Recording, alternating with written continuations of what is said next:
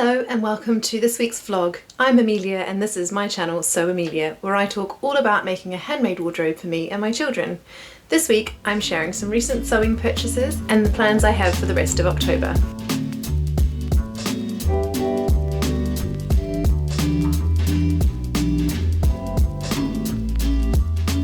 So this week's vlog is a bit more of a chatty one.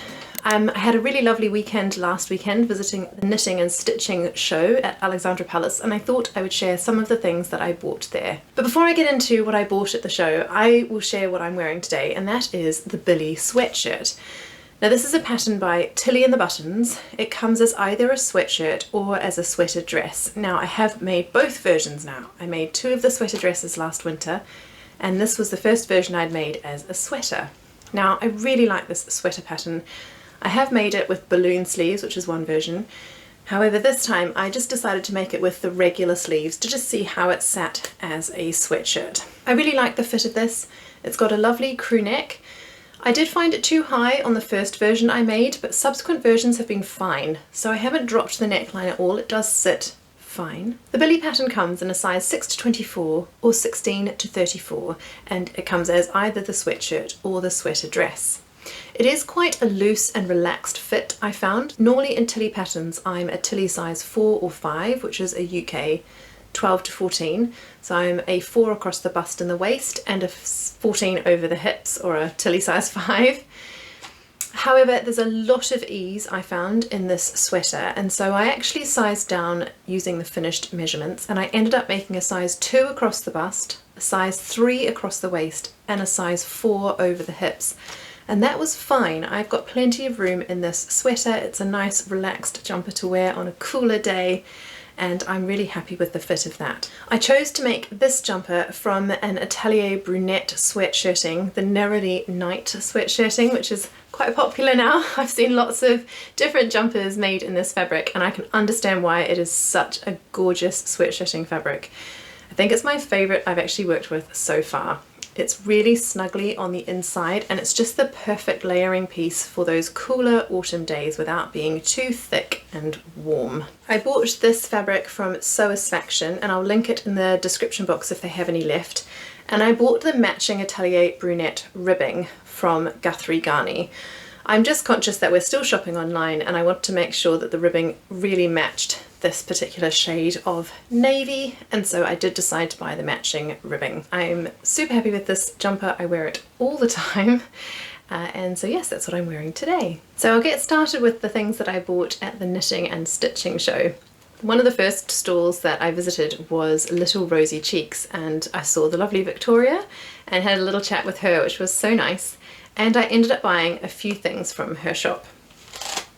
She had these amazing vintage buttons on the day I visited, and I just loved the shade of this cream set here, and I love this oval shape. I think it's really unusual, and I don't have a project in mind for them yet, but I thought they'd look lovely on a cardigan or maybe even a shirt, so I'm just going to add those to my button stash for now. They were just too beautiful to leave behind. The next thing I bought from Victoria were these sewing labels. Now I absolutely adore the Little Rosy Cheeks sewing labels.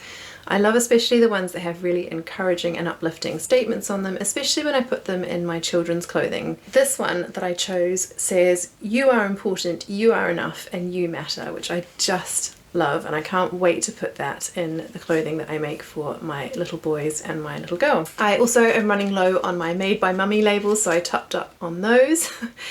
And I bought a new one I hadn't seen before, which says "You deserve to dream," which I just thought was so beautiful. So those were the sewing labels that I bought. And then I had recently finished my Hevea coat when I went to the show on Saturday. There is a video all about making that gorgeous coat. If you haven't seen it, I'll link it up here. But when I saw these leather labels, I thought one would be perfect on the back of that coat. And so I bought a packet of these. And I'm looking forward to putting them on other makes. They are so beautiful, and the leather is really soft and lovely. So that was the last thing I bought from Little Rosy Cheeks. Another stall I really wanted to visit was Ethel and Joan. I got some of her lovely buttons in a So Hailey Jane box, and I just loved them. Now I used about 6 of the ones that were in the So Hailey Jane box and had 2 left, and I thought that's not really enough for another make. So when I saw those Dalmatian buttons, I think they're called, on her stall, I decided to buy another packet of them just so that I've got enough if I make a cardigan or if I make a shirt, I've got more buttons that I can use to put on that. I also bought these beautiful buttons with gold in them, gold foil, and I thought they might be really lovely for a Christmas make. I haven't got one in mind yet for these buttons, but again, I couldn't leave them behind. They're so beautiful with that foil on the inside. The last set of buttons I do have a plan for, and that's these rainbow buttons. I just think they are stunning. Now, one of the things I do want to make, either in October or it might be bumped forward into November, is the Ikatee Irma cardigan for my little girl. Now, that's a lovely little sort of jacket cardigan style piece. And I think it would be really useful for her in her autumn and winter wardrobe to layer over her dresses and little skirts and things. It's got a lovely yoke here with a little frill detail, which I plan on adding. And I want to make it for her in the remnants that I have from the juniper cardigan that I made, and that's in my most recent September makes video if you want to go and look at that. Now, I have a surprising amount of this left over, enough for another garment for my little girl at least. And when I saw these rainbow buttons, I thought they would look so darling down the front of her little Ikatee Irma cardigan. Just nice and bright and cheerful for a little girl. So that's the plan for those buttons to go on the Ikatee Irma cardigan for my little girl. Now, the last stand that I bought something from was the by Graziela stand. Now, they have amazing fabrics with such bright, vibrant prints on them, and I've admired them on Instagram for a long time. It was really nice to actually be there in person, to feel the fabrics and to look at the scale of the print. Sometimes it's quite hard online to tell what the scale of the print is. But when I was there was a remnants bin, and that's always dangerous. And in the remnants bin was this fabric here. Now, I'm afraid I have already cut into this, so there is only a small amount remaining, but I'm sure you can get the gist. It's got these beautiful leaves on it with little hearts as well on it too. And I just loved the colour of that. And when I felt the reverse, it's such a soft, fleecy inside that I knew that this would make a really, really lovely sweatshirt, and I couldn't possibly leave it in the remnants bin. So I did pick up a metre of this, and my plan is to turn it into another Billie jumper, like the one I'm wearing today. Now, I have some of this ribbing left over from the sweatshirt that I made in this Atelier Brunette sweatshirting. And it's not an exact match, but I would like to use it up, so I think it will work well enough to use with this. And I've started cutting it out, and I can already tell I'm going to have to do some creative cutting to get all the pieces out, but I think I'll manage somehow.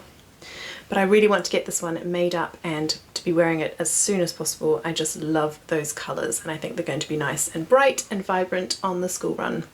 So that was the last thing I bought actually from the knitting and stitching show, was this by Graziela sweatshirting. It was just so nice to be there, to see some other sewists. I went with an Instagram friend, and it was really nice to go together and to wander the stalls and to see people in person and to meet some of the lovely sewing community in person and not just through my phone.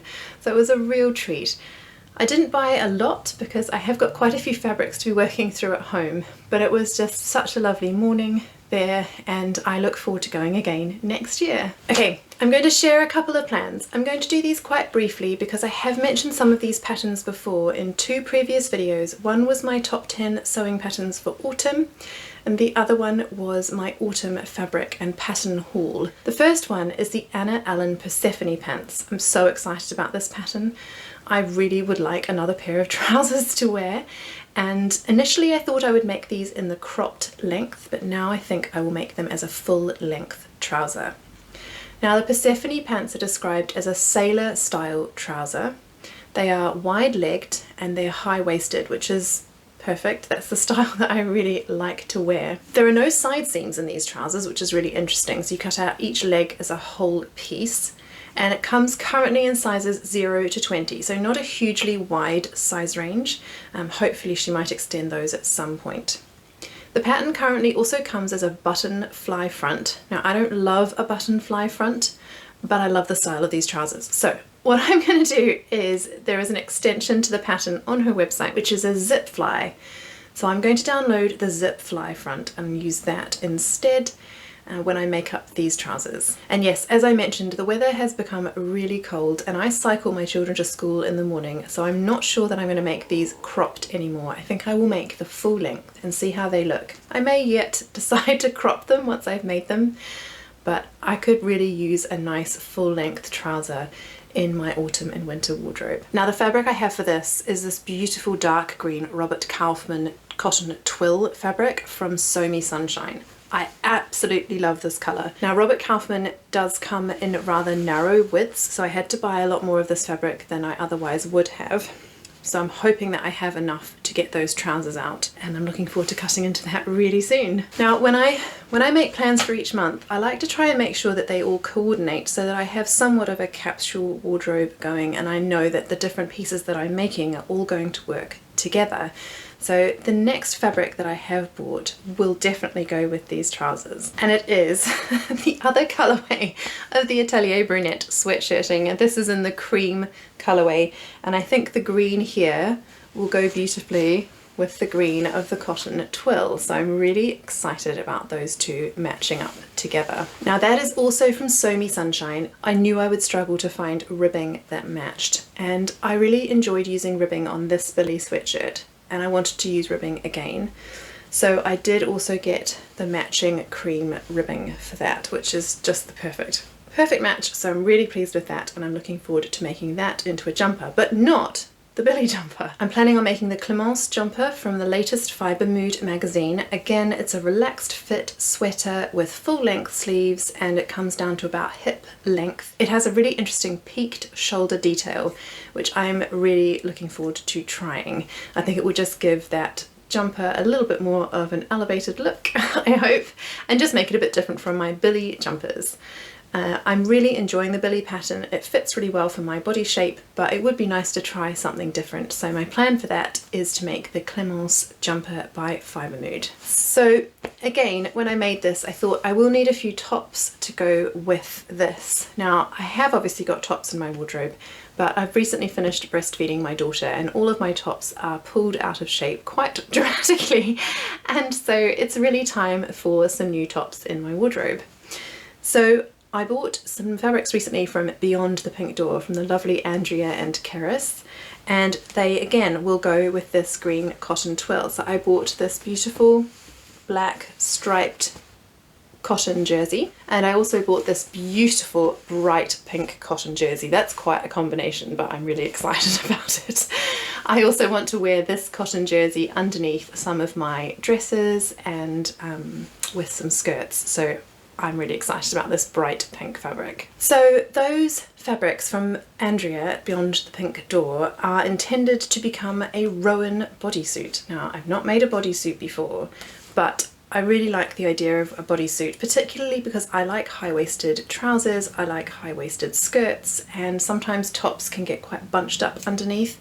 So I would really like to try a bodysuit. And the one that I've decided to sew this month is the Rowan bodysuit by Nielsen. This comes in 2 size bands. There is the size 0 to 20, which is this pattern here, which is the one that I've bought. You can get that as a paper pattern, or there is the Rowan Curve, which comes in sizes 14 to 30. So that's really, really good to see that there's a broad range of sizes in this pattern. Now it's a fitted t-shirt or bodysuit, so there are 6 different variations in this pattern, which is great. It comes with 3 sleeve lengths, a short sleeve, a 3/4 sleeve, and a full length sleeve, and with 3 different necklines. There's a crew neckline, there's a V neckline, and then there is the turtle neckline. Now I'm particularly excited about the V neckline. That's a shape that I really love to wear, especially in the summer, and I've not really seen any other t-shirt patterns with a V neckline, so I'm really excited about that. But the version that I would like to sew for the bodysuit in those lovely cotton jerseys is the turtleneck style. I really like that for winter. It keeps me snugly and warm, and I think that will look the best under my dresses and with the trousers. So the pattern calls for fabrics with at least 40% stretch. You obviously are going to need some elastic for those leg openings, and you also need some poppers or buttons for the crotch opening, and you also need some woven scraps so that you can reinforce that crotch opening, which is perfect. I have quite a few woven scraps, and it will be good to have another project in which I can use those. Now I've recently made a Freya top by Tilly and the Buttons, which is also a mock turtleneck top. So I'm really looking forward to seeing how these two patterns compare, and I'm looking forward to giving this new pattern a go. Now that's quite a few plans already for October, and we've only got a few weeks of October left, one of which is half term and we're going away. So I may not get all of those things sewn up, but that's my plans for the next few weeks. What I'm working on currently I'll also share with you, and that is the Lyra dress by Tilly and the Buttons. And I'm sewing that up in this absolutely stunning rayon challis from Minerva. It's a Lady McElroy print, and I just love this rayon challis. It's got such beautiful drape. Now I haven't started sewing it yet. I can imagine it's going to be a little bit of a difficult one to sew up. I'm going to have to be very careful. I have the walking foot on my machine. I've put in a Microtex very sharp needle. I'm hoping that that will come together okay. But I just couldn't walk past that fabric, and I wanted to give myself a challenge. I've not really sewn with a fabric that's this slippery for a long time. The first time was a bit of a failure, so I'm hoping this won't be a failure, but I just wanted to give myself a little challenge to try a different substrate that I've not worked with. I've not worked with a challis before, so that will be something new and different, and I look forward to seeing how that works as the Lyra dress. For those of you who haven't seen it, I'm sure most of you have, here is the pattern here. So the Lyra is a shirt dress with a button-down bodice with a collar and a collar stand, and it comes with short sleeves or long sleeves, and then you can either make it with a knee-length skirt or a gathered midi skirt. So there's two sections to that midi skirt. This pattern comes in the two size bands, the 6 to 24 and the 16 to 34, which is great. Like I said before, I'm usually a Tilly size 4 to a 5 in the hip, but this pattern is quite oversized. So I think I'm going to size down. Looking at the finished measurements for a size 3, the finished bust measurement is 41 inches. The finished waist measurement is 38¼ inches. So I've still got plenty of ease in there for my 36-inch bust and my 30-inch waist. So I'm going to make the size 3. Now, when I ordered this fabric, I'm not sure what I was thinking, but I did not order quite enough fabric. So I have had to do some creative cutting. You'll see from the scrap that I had left over that I have finished cutting it out, which is good. I wanted to make long sleeves, but I don't have enough fabric, so it is going to be a short-sleeved dress. However, I think that will be fine. I can always put a top underneath if I want to, or I can layer a little jumper over the top. I think it will be fine as a short sleeve, and then it will also work going into the spring next year. The other thing is I didn't have quite enough to cut out this long bottom tier. So my bottom tier is probably about half the length, but again, I'm fine with that. I prefer things that kind of fall around my knees anyway, so that will be fine. Sometimes with sewing you have to just get creative and come up with solutions when you make silly mistakes like buying too little fabric. So it's always an adventure. I'm looking forward to sewing this one up this week, hopefully before we head away for a half-term break, and then I can wear that one perhaps one evening when we have a nice family dinner out. That's quite a few plans for the rest of October. Like I said, I'm hoping to get those made up, but some of them might bump into November, and that's fine. I'm really looking forward to a couple of weeks of half term with my children, getting up to some adventures, kicking some leaves in the park, climbing trees, hot chocolates, and all sorts of fun adventures together. So sewing may well take a backseat for the next couple of weeks. I hope you enjoyed those plans. Do let me know below what you're working on this October. It's always so lovely hearing from you and hearing about new patterns and things that you're working on. I'm really excited about next week's video. It will be a week in my sewing life, so do come back and watch that one. And then we're almost near November now, and I have lots of ideas for my November sewing, especially some Christmas presents and getting started on some Christmas projects. Probably shouldn't mention that word in October, but there you are, I did. So that's all from me for this week. Happy sewing, and I look forward to seeing you in the next one. Bye bye.